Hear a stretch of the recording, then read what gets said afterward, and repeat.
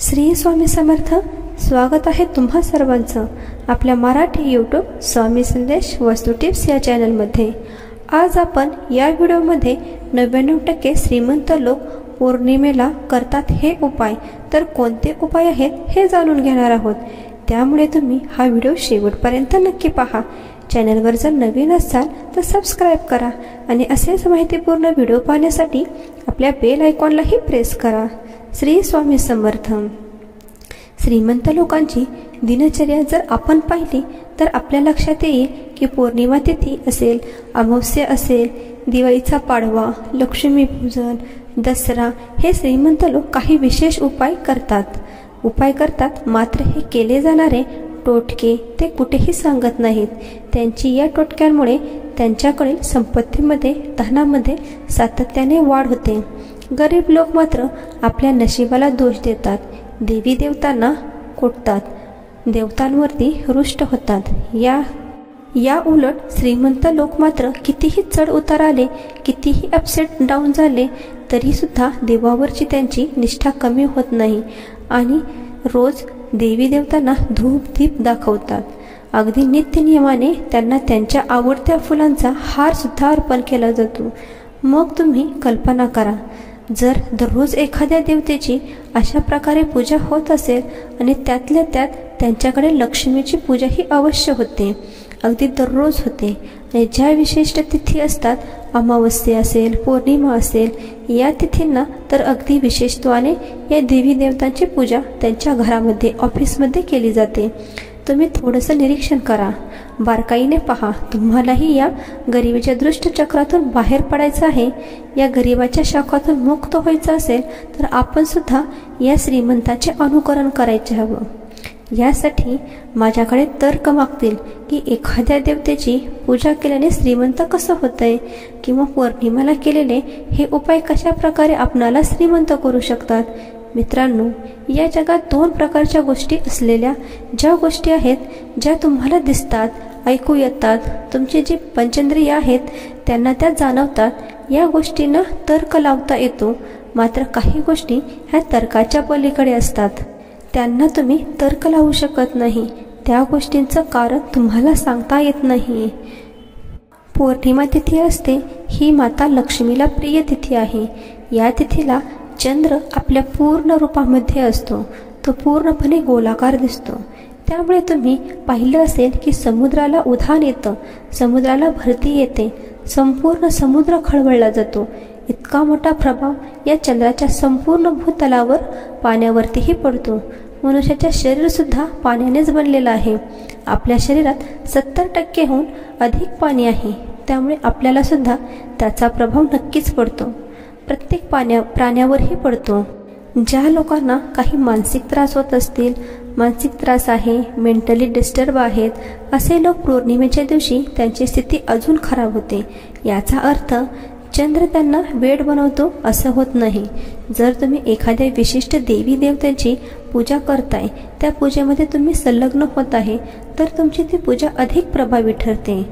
ज्या प्रकारे वेगळेपणा वाढतो, त्याच प्रकारे तुम्ही जे काही करत असाल त्या गोष्टींमध्ये वाढ करण्याची क्षमता या पौर्णिमेमध्ये असते. तुम्ही साधना करता, एखाद्या मनात वाढ होते. तुम्ही पूजा करता, त्या पूजेला फळ अनेक पटीने वाढतं पौर्णिमेच्या दिवशी. आणि म्हणूनच तुम्ही ज्या कामामध्ये यश प्राप्त करू इच्छिता, करत आहेत, हे सगळं काही चंद्र करतो असं नाही, तर पौर्णिमेच्या दिवशी अशा काही विशिष्ट स्थिती उत्पन्न होतात. त्या स्थितीमुळे प्रत्येक गोष्टीचा प्रभाव वाढतो. तुम्ही एखाद्यावर रागवला तर जास्त पटीने ते रागवले जाते. एखाद्यावर प्रेम करू लागला तर कित्येक पटीने त्याच्यावर प्रेम करू लागला. कोणतीही गोष्ट अनेक पटीनेही वाढ होईल. त्यामुळे तुम्ही काही साधना करणार आहे ते जास्तीत जास्त करा. तुम्हाला त्यातून सुख प्राप्त करून देणारी जी देवता आहे ती असते तुमची कुलदेवी आणि तुमचा कुलदेवता. तिचं स्मरण, तिचं ध्यान, तिचा मंत्रांचा जप या पौर्णिमेला हवा. त्याचबरोबर माता लक्ष्मीचे पूजन. आणि हो, जर तुम्ही एखाद्या विशिष्ट देवतेवर तुमची श्रद्धा ही पूजन, मंत्र, जप करायला हवा. श्रीमंत लोक या गोष्टींचे पालन काटेकोरपणे करतात. त्यामुळे कोणत्याही गोष्टीची त्यांना कमतरता होत नाही. त्यामुळे श्रीमंत लोक कधीही नाराज होत नाहीत, देवांची उपासना करत राहत. त्याचबरोबर पौर्णिमेच्या आधी घराची साफसफाई केली पाहिजे, त्यामुळे नकारात्मक गोष्टी निघून जातात. त्याचबरोबर पौर्णिमेच्या दिवशी आपल्या घरामध्ये सडा रांगोळी ही राहीलच पाहिजे. त्याचबरोबर घरातील फरशी पुसणे, त्या मीठ टाकून पुसणे हे सुद्धा उपाय तुम्ही केले पाहिजेत. त्यामुळे घरातील नकारात्मकता पूर्णपणे निघून जाते. त्याचबरोबर आपला जो मुख्य दरवाजा आहे तो सुशोभित करणे, रांगोळी काढणे व त्या मुख्य दरवाजावर स्वस्तिक काढणे हेही खूप महत्त्वाचे आहे. शुभ लाभही काढणे अत्यंत फायदेशीर आहे. प्रत्येक पौर्णिमेला आपल्या दाराला तोरण लावावे, मग ते आंब्याचे असेल किंवा फुलांचे असेल ते अवश्य बांधावे. त्याचबरोबर सायंकाळी आपल्या घरामध्ये दिवाबत्ती करणे, तुळशीला दिवा लावणे, त्याचबरोबर आपल्या मेन दरवाजाच्या बाहेर एखादा मोहरीचा दिवा लावणे हेही खूप शुभ मानले जाते. मित्रांनो, आपण पौर्णिमेच्या दिवशी या छोट्या छोट्या गोष्टी करतो, त्यामुळे आपल्या घरामध्ये पॉझिटिव्ह एनर्जी येते व निगेटिव्ह ऊर्जा पूर्णपणे निघून जाते. पौर्णिमेला तुम्ही जेवढे पॉझिटिव्ह गोष्टी कराल त्यामध्ये तुमचे मन रमते व नकारात्मक विचारही आपल्या मनामध्ये येत नाहीत. त्यामुळे 100% यश प्राप्त होते तुम्हाला. त्यासाठी तुम्ही 1-2 पौर्णिमा हा अनुभव घ्या, तुम्हाला नक्की अनुभव येईल. पण मात्र कोणतीही गोष्ट करताना मनामध्ये शंका कुशंका ठेवू नका. तुम्ही अनुभव घ्या. जर तुम्हाला वाटले या गोष्टीमुळे तुमचा जर काहीच फरक पडत नाही तर तुम्ही या गोष्टी सोडूनही देऊ शकता. तर 100% तुम्हाला फळ देणारच आहे. त्यामुळे प्रत्येक पौर्णिमेला तुम्ही हे उपाय करून पहा. तुमच्या घरामध्ये पॉझिटिव्ह एनर्जी येणारच आहे व निगेटिव्ह पूर्णपणे निघून जाणार आहे.